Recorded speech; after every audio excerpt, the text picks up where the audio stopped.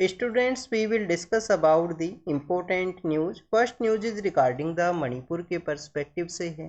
Students, Manipur के वहाँ पे लॉ एंड ऑर्डर का जो सिचुएशन है उसे देखते हुए मिनिस्ट्री ऑफ होम अफेयर्स के द्वारा मोर सिक्योरिटी जो फोर्सेज है उनको डिप्लॉय किया गया मणिपुर के जो वायलेंस अफेक्टेड एरियाज हैं।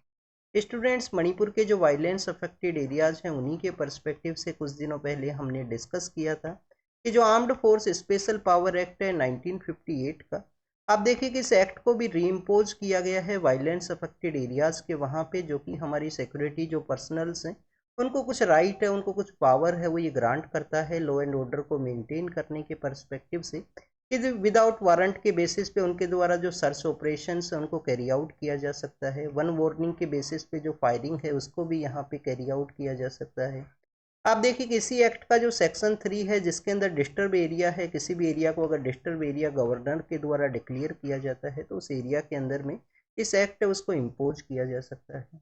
एक्ट का अगर हम हिस्ट्री के पर्सपेक्टिव से डिस्कस करें तो 1942 के समय कॉलोनियल एरा के दौरान में आप देखिए कि क्विट इंडिया मूवमेंट के समय इस जो एक्ट है उसका ओरिजिन आपको देखने के लिए मिलेगा। एंड लेटर फॉर्म के अंदर में आप देखिए कि 2005 के समय जो बीपी जीवन रेड्डी कमेटी है उनके द्वारा इसका जो इम्प्लीमेंटेशन है उसके रिगार्डिंग में भी जो क्वेश्चंस है उसको रेज किया गया।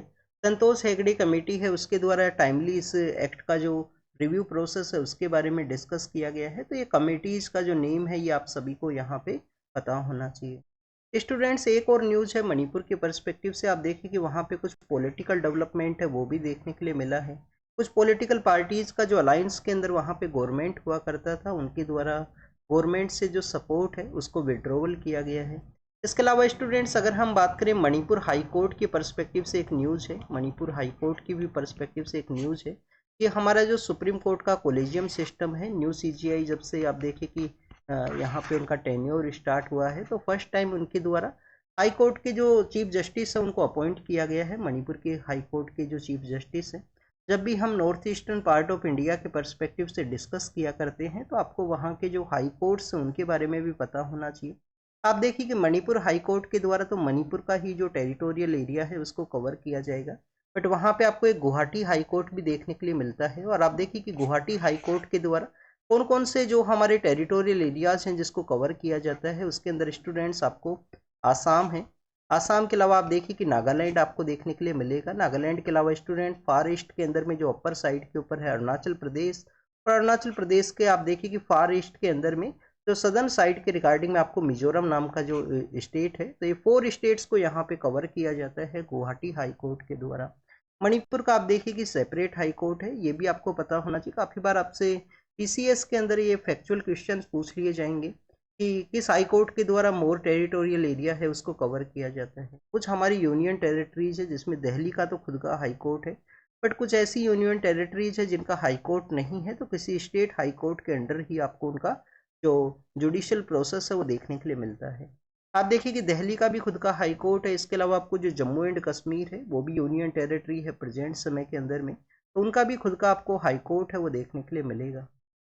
तो ये मणिपुर के बारे में था बेसिक इन्फॉर्मेशन, हमने समय समय पे काफ़ी बार डिस्कस किया है। मणिपुर का लोकेशन आपको पता होना चाहिए। आपको यहाँ पे मणिपुर के रिगार्डिंग में जो रिवर्स फ्लो किया करती हैं, जीरी रिवर है, इसके अलावा आप देखिए कि वहाँ पे केबुल लाम जो नेशनल पार्क है, संगाई डियर है, ये सब आपको यहाँ पे बेसिक इन्फॉर्मेशन जिसको कि हमने लास्ट 1 ईयर के अंदर काफ़ी बार डिस्कस किया है। मणिपुरी लैंग्वेज के बारे में भी हमने डिस्कस किया है शेड्यूल 8 के अंदर।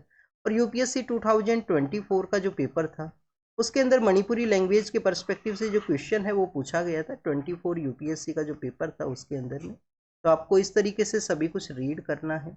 इंडिया और बांग्लादेश का आप देखिए कि जो एक्स्ट्राडिशन के रिगार्डिंग में जो एग्रीमेंट है उसको साइन किया गया था इंडिया और बांग्लादेश के द्वारा। अभी वहाँ पे जो पॉलिटिकल पर्सन पावर के अंदर हुआ करते थे जिनको कि 5 अगस्त का जो वहाँ पे मूवमेंट था जिसके अंदर आप देखिए कि पावर से ओवरथ्रोन किया गया, शेख हसीना मैम इंडिया के लिए आ गए। आप देखिए कि अभी उनके एक्स्ट्राडिशन प्रोसेस के बारे में डिस्कशन है कि जो इंटरिम गवर्नमेंट है उसके जो चीफ हैं मोहम्मद यूनिस साहब, उनके द्वारा आप देखिए कि कहा गया है कि एक्स्ट्राडिशन प्रोसेस के थ्रू जो वहाँ पे पॉलिटिकल लीडर हैं उनको वापस से लेके जाया जाएगा। बट इंडिया और अगर हम बांग्लादेश का जो एक्स्ट्राडिशन का जो एग्रीमेंट के पर्सपेक्टिव से डिस्कस करें तो आप देखिए कि एग्रीमेंट के अंदर में ये एक क्लोज आपको ये भी देखने के लिए मिलेगा कि पॉलिटिकल पर्पस से, अगर पॉलिटिकल पर्पस से कोई एक्स्ट्राडिशन है तो उसको डिनाई भी किया जा सकता है। पॉलिटिकल पर्पज का कोई एक्स्ट्राडिशन है तो उसे डिनाई किया जा सकता है। तो आप देखिए कि यहाँ पे उस एक्स्ट्राडिशन एग्रीमेंट के अंदर में आपको ये भी जो क्लोज है वो देखने के लिए मिलेगा। बांग्लादेश का जो लोकेशन ये सब आपको पता होना चाहिए। आप देखिए कि शेख हसीना मैम के द्वारा आफ्टर द उनको ओवरथ्रोन किया गया, उसके बाद में उनके द्वारा एक इंटरव्यू के अंदर में एक जो आइलैंड का जो के बारे में उनके द्वारा मेंशन किया गया था कि उस आइलैंड के ऊपर जो अदर पावर्स हैं उनके द्वारा कैप्चर किया जा सकता था। इसी वजह से आप देखिए कि उनके द्वारा इस मूवमेंट को कैरी आउट किया गया। अगर हम आइलैंड के पर्सपेक्टिव से डिस्कस करें तो बे ऑफ बंगाल के अंदर सिचुएटेड सेंट मार्टिनो आइलैंड है, सेंट मार्टिनो आइलैंड है। आप देखिए बांग्लादेश के वहाँ पे भाषण 4 आइलैंड भी आपको काफ़ी बार देखने के लिए मिलेगा रोहिंग्याज को डिप्लॉय करने के पर्सपेक्टिव से कि रोहिंग्याज को उस एरियाज के अंदर डिप्लॉय किया जाए। अभी आप देखिए इंडिया के द्वारा अपना जो ट्रांसमिशन लाइन्स है उनको अलाउ किया गया है जिससे कि बांग्लादेश के वहाँ पे नेपाल से जो इलेक्ट्रिसिटी है उसको सप्लाई किया जा सके, जो इलेक्ट्रिसिटी का क्राइसिस है बांग्लादेश के वहाँ पे। तो ये बेसिक इन्फॉर्मेशन जो हमने डिस्कस की। नेक्स्ट अगर हम बात करें पंजाब के अंदर जो बाईपोल्स हैं उनके बारे में है। आप देखिए कि एक पॉलिटिकल पार्टी है उनके द्वारा ओपीएस का जो इम्प्लीमेंटेशन के रिगार्डिंग में कुछ प्रॉमिस किया गया था। तो हमारे एग्जाम के पर्पज से एक तो आपको बाईपोल सिस्टम के बारे में पता होना चाहिए। आप देखिए कि बाईपोल का जो कॉन्सेप्ट है रिप्रेजेंटेशन ऑफ पीपल्स एक्ट के अंडर में आपको देखने के लिए मिलेगा। यहाँ पे बताया गया है कि अगर कोई टेन्योर है मोर देन 1 ईयर है, अगर आप देखिए कि लेस देन 1 ईयर का टेन्योर बचा है तो वहाँ पे जो बाईपोल्स हैं वो नहीं कंडक्ट होंगी, बाईपोल्स नहीं कंडक्ट होंगी। मोर देन 1 ईयर का अगर टेन्योर है, वैकेंसी वहाँ पे क्रिएट की गई है तो आप देखिए कि बाईपोल से within the 6 month of date vacancy के बाद में इलेक्शन कमीशन के द्वारा जो बाईपोल है उसको कंडक्ट किया जाएगा। ओपीएस का आप देखिए कि इम्प्लीमेंटेशन काफ़ी सारे स्टेट्स के अंदर में जो अपोजिशन का पॉलिटिकल पार्टीज है उनके द्वारा किया गया था इसको। तो हमारे यहाँ पे 3 कॉन्सेप्ट है, ओपीएस है, इसके अलावा आप देखिए कि जो प्रेजेंट समय में एनपीएस है, रिसेंटली गवर्नमेंट के द्वारा जो यूपीएस है उसको भी प्रपोज किया गया। ओल्ड पेंशन स्कीम है जिसके अंदर आप देखिए कि जो कम्प्लीटली जो पैसा है गवर्नमेंट के द्वारा पे किया जाता है यहाँ पे। तो एक आपको एक्स्ट्रा बर्डन है वो गवर्नमेंट का जो आप देखिए अकाउंट्स है उसके ऊपर एक्स्ट्रा बर्डन आपको देखने के लिए मिलेगा ओपीएस का जो कॉन्सेप्ट है। और इसका अगर हम बात करें ओपीएस के ही बारे में तो ओपीएस का जो वर्किंग प्रोसेस है आप देखिए कि जो डियरनेस अलाउंस है जो डीए है उसी के साथ में इनका इसका जो इंक्रीज है वो आपको देखने के लिए मिलता है। एनपीएस के बारे में अगर हम बात करें मार्केट लिंक है, कुछ पैसा है वो इन्वेस्ट किया जाता है एम्प्लॉय के द्वारा, एम्प्लॉयर के द्वारा, गवर्नमेंट के द्वारा भी आप देखिए कुछ किया जाएगा। और आप देखिएगा आफ्टर द रिटायरमेंट वो इंस्टॉलमेंट बेसिस के बाद में आप पर्सन है उसको ये रिसीव होगा। मार्केट लिंक इसका जो स्टेटस है वो आपको देखने के लिए मिलता है। यूनिफाइड जो पेंशन स्कीम है जिसको न्यूली यहाँ पे प्रपोज किया गया है। तो आप देखिए कि ऑल इंडिया जो कंज्यूमर प्राइस इंडेक्स है इंडस्ट्रियल वर्कर्स का उसके साथ में इसका लिंकेज है। यहाँ पे जो टाइमली इन्वेस्टमेंट है बोथ एम्प्लॉई एंड एम्प्लॉयर्स का, बट आप देखिए कुछ एक्स्ट्रा बेनिफिट्स हैं वो इसको यहाँ पे जो एम्प्लॉइज है उसको रिसीव होगा आफ्टर द रिटायरमेंट, और कुछ यहाँ पे टेन्योर ऑफ सर्विस है उसके ऊपर भी ये डिपेंड करता है यूपीएस का जो कॉन्सेप्ट है। तो 3 कॉन्सेप्ट के बारे में आपको पता होना चाहिए। नेक्स्ट अगर हम बात करें तमिलनाडु के द्वारा जो फाइनेंस कमिश्नर हैं 16 फाइनेंस कमीशन किसके द्वारा हेड किया जाएगा, अरविंद पनगड़िया हैं। 15th किसके द्वारा किया गया था स्टूडेंट्स, एनके सिंह हैं उनके द्वारा 15th किया गया था। तो आप देखिए कि जो फाइनेंस कमीशन है उसके बारे में यहाँ पे तमिलनाडु के जो सीएम है उनके द्वारा कहा गया है कि जो स्टेट्स का जो डिविजिबल पूल है उसके अंदर 50% के आसपास जो टैक्सेस हैं वो डिविजिबल पूल के अंदर रखे जाए। यहाँ पे आप देखिए कि जो 15 फाइनेंस कमीशन के द्वारा कितना यहाँ पे प्रपोज किया गया था 41 है। उससे अर्लियर फेज के अंदर 42 हुआ करता था, फिर उसको 41 कर दिया गया। बताया गया कि Jammu and Kashmir union territory है। और अब आप देखिए कि यहाँ पे सदर्न इंडिया के कुछ स्टेट्स हैं उनके द्वारा डिमांड किया गया है कि डिविजिबल पूल है उसको इंक्रीज किया जाए। और सदर्न इंडिया जिसके द्वारा काफ़ी सारे जो इनिशिएटिव्स हैं जैसे फैमिली प्लानिंग का इनिशिएटिव हो, अदर जो इनिशिएटिव्स है जिनको कि इम्पोज किया गया है तो उनको जो बेनिफिट है वो रिसीव हो। कुछ ऐसे पैरामीटर्स है जिसके बेसिस पे यहाँ पे जो डिविजिबल पूल है उसको कैरी आउट किया जाए। प्रेजेंट समय में जो कंटेक्स्ट है आप देखिए कि आपको इनकम डिस्टेंस है, पॉपुलेशन का जो परफॉर्मेंस है, और हमारे यहाँ पे जो आप देखिए कि फॉरेस्ट कवर है उसको भी, इकोलॉजिकल जो कवर है उसको भी इंक्लूड किया गया था। कुछ यहाँ पे डिविजिबल पूल की जो पिलर्स है उसके रिगार्डिंग में आपको ये डिवाइड है वो देखने के लिए मिलेगा। तो अरविंद पनगरिया आपको पता होना चाहिए कि फाइनेंस कमीशन को हेड किया जाएगा जिनके द्वारा डिविजिबल पूल है, ग्रांट इन एड का जो पैसा है आर्टिकल 275 के थ्रू में, और आर्टिकल 280 के अंदर में आपको फाइनेंस कमीशन देखने के लिए मिलता है। नेक्स्ट अगर हम बात करें हमारे जो हाई परफॉर्मिंग जो बिल्डिंग्स हैं आप देखिए कि आपको अर्बन जो सिटीज़ हैं उसके रिगार्डिंग में माइग्रेशन आपको देखने के लिए मिलता है। हमारे यहाँ पे लास्ट सेंसस के अंदर 31% पॉपुलेशन है वो अर्बन एरियाज़ के अंदर रहा करती है। अब ये नंबर्स और भी ज़्यादा इंक्रीज करेंगे। सेंसस आप देखिए कि डिले हुआ है, तो 36-37 के परसेंट के आसपास जो पॉपुलेशन है उसका प्रेजेंस आपको अर्बन एरिया के अंदर देखने के लिए मिलेगा नेक्स्ट सेंसस का जब डाटाज है वो रिलीज होंगे। नेक्स्ट अगर हम बात करें स्टूडेंट्स इसी के बारे में, तो आप देखिए कि अर्बन एरियाज़ के अंदर में जो इंफ्रास्ट्रक्चर का डेवलपमेंट है, जो बिल्डिंग्स का जो डेवलपमेंट है, वो आपको हाई परफॉर्मिंग जो बिल्डिंग्स है वो देखने के लिए मिलती हैं। तो उनका एक प्रॉपर वे में डिजाइन हो जिससे कि उनके द्वारा डे टाइम के अंदर में जो प्रॉपर सनलाइट है उसको यूटिलाइज किया जा सके। एनर्जी एफिशिएंट हमारा जो बिल्डिंग्स है वो होना चाहिए। तो आप देखिए कि आपको जो ग्रीन बिल्डिंग कोड है, गृहा नाम का जो आप देखिए कि इंस्टीट्यूशन है, ये सब आपको देखने के लिए मिलते हैं बिल्डिंग्स के रिगार्डिंग में। तो डिजाइन का जो इम्पोर्टेंस है उसके बारे में बताया गया है कि डिजाइन अगर यहाँ पे है तो क्लाइमेट रेजिलियंट, मोर सस्टेनेबल वे के अंदर जो नेचर है उसको यूटिलाइज करते हुए इन बिल्डिंग्स को डेवलप किया जा सकता है। तो ये बेसिकली कुछ बिल्डिंग्स के बारे में था। अर्बन एरियाज के अंदर स्टूडेंट्स जब भी हमें फॉरेस्ट कवर के बारे में डिस्कस करते हैं तो एक कॉन्सेप्ट है मियावाकी।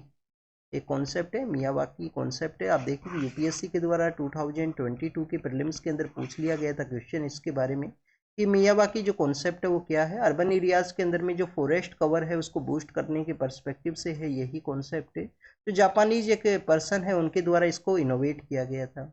नेक्स्ट अगर हम बात करें स्टूडेंट्स पंजाब के जो आप देखिए कि जो फॉर्मर सीएम हैं उनको उनके असैसिनेशन से रिलेटेड जो पर्सन्स हैं उसी के बारे में सुप्रीम कोर्ट के द्वारा प्रेसिडेंट से जो डिसीजन है वो मांगा गया है कि कब तक उनके द्वारा डिसाइड किया जाएगा इस फैक्टर के पर्सपेक्टिव से। नेक्स्ट अगर हम बात करें इसी के बारे में, तो सेंटर के द्वारा एडजर्नमेंट है उस केस के रिगार्डिंग में यहाँ पे सेंटर के जो आप देखिए रिप्रेजेंटेटिव जो लॉ ऑफिसर हुआ करते हैं, हाईएस्ट लॉ ऑफिसर कौन हुआ करते हैं, जो आपको जो अटॉर्नी जनरल ऑफ इंडिया है उनके द्वारा यहाँ पे एडजर्नमेंट है इस केस के रिगार्डिंग में उनके द्वारा बेसिकली रिक्वेस्ट किया गया है कोर्ट के अंदर में।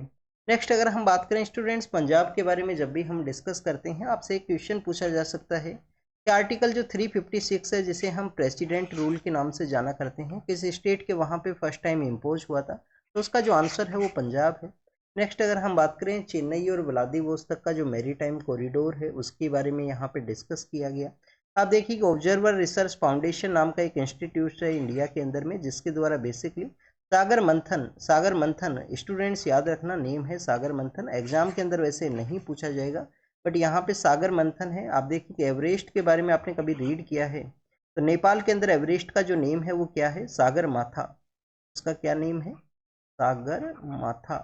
और यहाँ पे क्या है, सागर मंथन।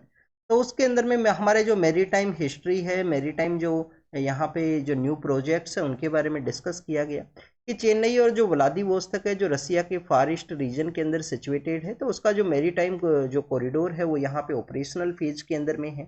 यहाँ पे आप देखिए कि जो ट्रेवल का जो टाइम पीरियड है उसको भी रिड्यूस किया गया है इस कॉरिडोर के द्वारा, जो ट्रेड है उसको बूस्ट किया गया है। इसके अलावा स्टूडेंट्स लास्ट ईयर G20 का जब मीटिंग हुआ था तो India middle east Europe economic corridor है उसके बारे में भी डिस्कस किया गया है कि उसके थ्रू वेस्टर्न कंट्रीज के साथ में जो रिलेशन है उसको बूस्ट करेगा। इंडिया का जो मैरीटाइम परफॉर्मेंस है, मैरीटाइम इंगेजमेंट है, उसको भी ये बूस्ट करेगा। हमने यहाँ पे सागर माथा के बारे में डिस्कस किया। आप देखिए कि आपको यहाँ पे एक सागर इनिशिएटिव के बारे में भी पता होना चाहिए। Security and growth for all in the region, Indian Ocean region के अंदर में जो स्मॉल आइलैंड कंट्रीज सिचुएटेड है उनको security and growth for all in the region का जो कॉन्सेप्ट है जिसको कि इंडियन पीएम सर के द्वारा प्रपोज किया गया था उन्हीं जो स्मॉल आइलैंड कंट्रीज है उसके ट्रिप के दौरान में। नेक्स्ट अगर हम बात करें students controller and auditor general हैं उनके बारे में है, कहाँ पे इनके बारे में मेंशन है, कॉन्स्टिट्यूशन के अंदर आर्टिकल 148 है उसके अंदर मेंशन है। न्यू जो कैग है उनको अपॉइंट किया गया है प्रेसिडेंट के द्वारा। अब आपके लिए यहाँ पे एक होमवर्क है, होमवर्क आपके लिए ये है कि जो हमारे यहाँ पे ऑडिट एंड अकाउंट का जो सेक्शन है, ऑडिट एंड अकाउंट का जो सेक्शन है उसको कब यहाँ पे सेपरेट किया गया, ऑडिट और अकाउंट को कब सेपरेट किया गया। यूपीपीसीएस के अंदर एक क्वेश्चन पूछा गया था 2020 का जो पेपर था उसके अंदर शायद ये क्वेश्चन पूछा गया था कि वो जो ये ईयर है आपको बताना है। कैग के बारे में अगर हम डिस्कस करें, जो हमारा आप देखिए कि जो पीएसी है पब्लिक अकाउंट कमेटी है जो कि पार्लियामेंट्री आपको जो इकोनॉमी फाइनेंस सेक्टर का कमेटी देखने के लिए मिलेगा, उसके फ्रेंड फिलोसफर एंड गाइड के रूप से वर्क किया करते हैं। यहाँ पे डिफरेंट जो अकाउंट्स हैं उनको एग्जामिन किया जाता है कैग के द्वारा। स्टूडेंट्स COP29 के अंदर में आप देखिए कि टी के पर्सपेक्टिव से भी डिस्कस किया गया। कहाँ पे हुआ है मीटिंग? अजरबैजान बाकू के वहाँ पे। और आप देखिए कि वो जो कोकस का जो एरियाज है जहाँ पे टी का जो कंजप्शन आपको देखने के लिए मिलता है, तो स्टूडेंट्स जो टी का जो आप देखिए कि जो चाय है, उस चाय का जो प्रोडक्शन है वो डिक्लाइन हुआ है। यहाँ पे क्लाइमेट चेंज के अगर इवेंट्स या क्लाइमेट चेंज का जो इफेक्ट है वो देखने के लिए मिलेगा। तो स्टूडेंट्स इसी के बारे में है कि कोकस का जो रीजन है उसके अंदर में किस तरीके से जो टी का जो प्रोडक्शन है वो डिक्लाइन हुआ, उसके बारे में डिस्कस किया गया। नेक्स्ट अगर हम बात करें टी के ही बारे में, तो आप देखिए कि इंडिया के अंदर में जो ब्रिटिश कॉलोनाइजर्स हैं उनके द्वारा बेसिकली टी का जो प्लांटेशन को कैरी आउट किया गया। अदर कंट्रीज के अंदर जब उनका कॉलोनी हुआ करता था तो वहाँ पे भी काफ़ी सारी जो लेबरर वर्कर्स हैं उनको ले जाया गया था। और आप देखिए कि इंडिया के अंदर में 1813 का जो आपने रेगुलेटिंग 1813 का जो चार्टर एक्ट के बारे में अगर रीड किया होगा, तो जिसके अंदर कंपनी का जो कंप्लीट मोनोपोली है उसको अबोलिश कर दिया गया था। बट आप देखिए कि 1813 का जो 33 से पहले वाला जो 13 का जो कानून है, चार्टर एक्ट, उसके अंदर में जो चाय और चाइना, क्योंकि टी और चाइना के साथ में जो ट्रेड है उसके अंदर कंपनी का जो मोनोपोली है उसको अलाउ किया गया। तो ये टी के बारे में यहाँ पे डिस्कस किया गया। एक आप देखिए कि स्लोप के अंदर में इसका जो प्लांटेशन को कैरी आउट किया जाता है, काफ़ी सारे वाटर का यहाँ पे डिमांड हुआ करता है, बट पानी है वो रुकना नहीं चाहिए। इसका जो बेसिकली रूट के अंदर में जो पानी है वो रुकना नहीं चाहिए। इसी वजह से स्लोपी एरियाज के अंदर में टी का जो प्लांटेशन आपको देखने के लिए मिलेगा। नेक्स्ट अगर हम बात करें G20 का मीटिंग हुआ। G20 की मीटिंग के अंदर इंडियन प्राइम मिनिस्टर के द्वारा 3F का जो कॉन्सेप्ट है, फूड है, फर्टिलाइजर है, फूड एंड फर्टिलाइजर के अलावा आप देखिए कि उनके द्वारा यहाँ पे जो फ्यूल का जो कॉन्सेप्ट है, फ्यूल, फूड एंड फर्टिलाइजर, जिसको कि ग्लोबल साउथ के जो कंट्रीज है उनके द्वारा मोर वे में क्रिटिकल वे के अंदर फेस किया जाता है। कोई भी यहाँ पे कन्फ्लिक्ट हुआ करता है वेस्टर्न पावर्स या ग्लोबल पावर्स का, तो उस दौरान में तो उसके बारे में डिस्कस किया। हमारे कंट्री का जो परफॉर्मेंस है कि कैसे पॉवर्टी को रिड्यूस किया गया है। पॉवर्टी से 250 मिलियन के आसपास जो पर्सन्स है जिनको कि बाहर निकाला गया है पॉवर्टी ट्रैप से। और आप देखिए कि फूड ग्रेन से 800 जो मिलियन पर्सन है जिनको कि आप देखिए कि फूड ग्रेन से जो प्रोवाइड किए गए हैं गरीब कल्याण योजना के अंडर में। और 550 मिलियन के आसपास पर्सन्स बताए गए हैं जो हेल्थ का जो इंश्योरेंस है उनको यहाँ पे प्रोवाइड किया गया। इंडिया का जो G20 का कॉन्सेप्ट था, इंडिया का G20 का जो थीम था जब लास्ट ईयर मीटिंग ऑर्गेनाइज हुआ था, one earth one family one future, तो उसी को आप देखिए कि इनके द्वारा बताया गया कि कैसे यहाँ पे global south and south south cooperation का जो ज़रूरत है।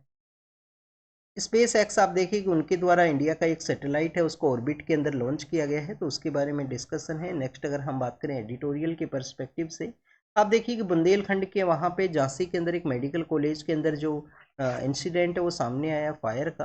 तो हमारे यहाँ पे बेसिकली एक तो हेल्थ के जो पैरामीटर्स हैं उसके बारे में डिस्कस किया गया है, और फायर सेफ्टी के जो समय समय पे आप देखिए कि उस डिपार्टमेंट को प्रॉपर वे में रिफॉर्म करने का ज़रूरत है। क्योंकि आप देखिए कि जो फायर के रिगार्डिंग में आपको जो इंसिडेंट्स है वो देखने के लिए मिलते हैं, तो हमारा इंडिया का जो फायर सर्विस है वो वेल ऑर्गेनाइज सेक्टर के अंदर नहीं है, उसको रिफॉर्म करने का या ऑर्गेनाइज करने का ज़रूरत है। नेक्स्ट अगर हम बात करें स्टूडेंट्स बुंदेलखंड के बारे में, तो आप देखिए कि बुंदेलखंड के अंदर जो झांसी का जो एरिया है, बेसिकली आप देखिए कि जो 10 डिस्ट्रिक्ट्स हैं, 10 डिस्ट्रिक्ट अराउंड द डेट, कुछ उत्तर प्रदेश के भी पार्ट हैं, कुछ मध्य प्रदेश के भी पार्ट हैं, उनको हेल्थ सर्विस है वो ये हॉस्पिटल के द्वारा प्रोवाइड किया जाता है। WHO का जो रिकमेंडेशन है हेल्थ के जो प्रैक्टिशनर्स हैं कि 1000 पर्सनस के ऊपर में 1 यहाँ पे डॉक्टर का प्रेजेंस है वो होना चाहिए। बट आप देखिए उस एरिया के अंदर में कम्प्लीटली जो फोर्स आपको एक जो सिटी है उसके ऊपर जो हॉस्पिटल्स उनके ऊपर आपको देखने के लिए मिलेगा। तो हमारा जो WHO का गाइडलाइंस है उसको यहाँ पे इम्प्लीमेंट किया जाए। हेल्थ के अंदर जो स्पेंडिंग्स है, जो यहाँ पे बजटरी अलॉटमेंट है उसके बारे में है कि ब्रिक्स के जो सभी कंट्रीज है उसके अंदर आपको one of the lowest India का जो हेल्थ के रिगार्डिंग में हेल्थ केयर के पर्सपेक्टिव से जो स्पेंडिंग है वो देखने के लिए मिलेगा, जिसको कि इम्प्रूव करने का ज़रूरत है। जो ट्विन नेग्लिजियंस है फायर के जो सेक्टर को रिफॉर्म करने का, हेल्थ सेक्टर के जो पैरामीटर्स हैं उनको फॉलो किया जाए जिससे कि जो भी प्रॉब्लम्स हैं उनको डील किया जा सके। इंडियन प्राइम मिनिस्टर अफ्रीका के विजिट के लिए गए हैं, वहाँ पे अफ्रीका के अंदर नाइजीरिया के लिए गए थे। तो आप देखिए कि इंडिया और नाइजीरिया 2007 के समय स्ट्रेटजिक पार्टनरशिप है उसको साइन कर चुके हैं। स्ट्रेटजिक पार्टनर्स हैं इंडियन प्राइम मिनिस्टर के द्वारा। वहाँ पे जो टेररिज्म है, सेपरेटिज्म है, ड्रग ट्रैफिकिंग है, पायरेसी है, उसको एलिमिनेट करने के रिगार्डिंग में इंडिया और नाइजीरिया का जो कोलोब्रेशन है उसके बारे में डिस्कस किया गया। आप देखिए कि लास्ट ईयर G20 का मीटिंग जब इंडिया के अंदर हुआ था तो अफ्रीकन यूनियन को ऐड किया गया था। तो आप देखिए कि अफ्रीका के साथ में इंडिया का एक आपको जो कनेक्टिविटी है वो देखने के लिए मिलेगा। एशिया अफ्रीका ग्रोथ कॉरिडोर आप देखिए कि इंडिया और जापान के द्वारा अर्लियर फेज के अंदर लॉन्च किया गया था। और अफ्रीका फ्यूचर का जो डिमांड है, फ्यूचर का जो क्रिटिकल एनर्जी का जो डिमांड है, उसके लिए भी एक इम्पोर्टेंट सोर्स है। तो इंडिया को अपना जो ट्रेड है उसको बूस्ट करना चाहिए। इंडिया डायस्पोरा का जो प्रेजेंस है वो आपको वेस्टर्न अफ्रीका की जो कंट्रीज है वहाँ पे भी आपको देखने के लिए मिलेगा। तो ये स्टूडेंट्स बेसिकली इंडिया अफ्रीका के बारे में था, इंडियन डायस्पोरा का जो इम्पोर्टेंस है उसके बारे में। और voice of the global south, जिसके अंदर साउथ साउथ कोऑपरेशन या अफ्रीकन जो कंट्रीज है, कॉलोनियल जो कंट्रीज है, उनकी वॉइस को इंडिया के द्वारा रेज किया जाता है समय समय पे। स्टूडेंट्स अफ्रीका के साथ में रिलेशंस के बारे में डिस्कस करें तो 2015 के समय आप देखिए कि इंडिया अफ्रीका जो फोरम है उसको, इंडियन अफ्रीकन जो फॉरेन समिट है उसको कैरी आउट किया गया, जिसके अंदर मैक्सिमम अफ्रीकन कंट्रीज के जो पॉलिटिकल लीडर्स हैं वो इंडिया के विजिट के लिए आए थे 2015 के उस मीटिंग के अंदर में। उसके बाद में इसका मीटिंग को ऑर्गेनाइज करने के बारे में कोविड के समय डिस्कस किया गया था, बट आप देखिए कि कोविड के दौरान में डिस्टर्बेंस की वजह से वो ऑर्गेनाइज नहीं हुआ। नेक्स्ट अगर हम बात करें स्टूडेंट्स, यहाँ पे बेसिकली रसियन जो बैलिस्टिक मिसाइल है उसके अटैक के बारे में है। नॉर्दर्न पार्ट ऑफ यूक्रेन के वहाँ पे अटैक देखने के लिए मिला। यूक्रेन नॉर्दर्न पार्ट के अंदर में कौन कौन से जो कंट्रीज है उसके साथ में अपना एरिया शेयर करता है, ये आपको कमेंट सेक्शन के अंदर बताना है, आपका होमवर्क है। यूएस एंड फिलीपाइंस के बारे में है। मैं आप देखिए कि डिफेंस के रिगार्डिंग में कोऑपरेशन एग्रीमेंट है उसको साइन किया गया। और स्टूडेंट्स यहाँ पे सूडान के बारे में है। सूडान के पर्सपेक्टिव से एक एग्रीमेंट है जिसको कि प्रपोज किया गया था। और स्टूडेंट्स उसी सूडान के रिगार्डिंग में आप देखिए कि प्रपोजल है जिसको कि रसिया के द्वारा वीटो किया गया सिक्योरिटी काउंसिल के वहाँ पे सूडान के अंदर में सीज फायर के रिगार्डिंग में। नेक्स्ट अगर हम बात करें स्टूडेंट्स, आप देखिए कि जिसके बारे में हम डिस्कस कर चुके हैं, एक्स्ट्राडिशन के बारे में यहाँ पे मेंशन किया गया। और श्रीलंका के अंदर में जो पॉलिटिकल रिजल्ट के बाद में, इलेक्शन के रिजल्ट के बाद में आप देखिए कि न्यू कैबिनेट है वो फॉर्म हुआ है, तो उसी के बारे में यहाँ पे डिस्कस किया गया है। This is all the information related to the today's newspaper. आप इसको रीड कीजिए, रिवाइज कीजिए, जो भी इंफॉर्मेशन आपको मिला है उसको नोट डाउन कीजिए। Thank you students, thank you very much.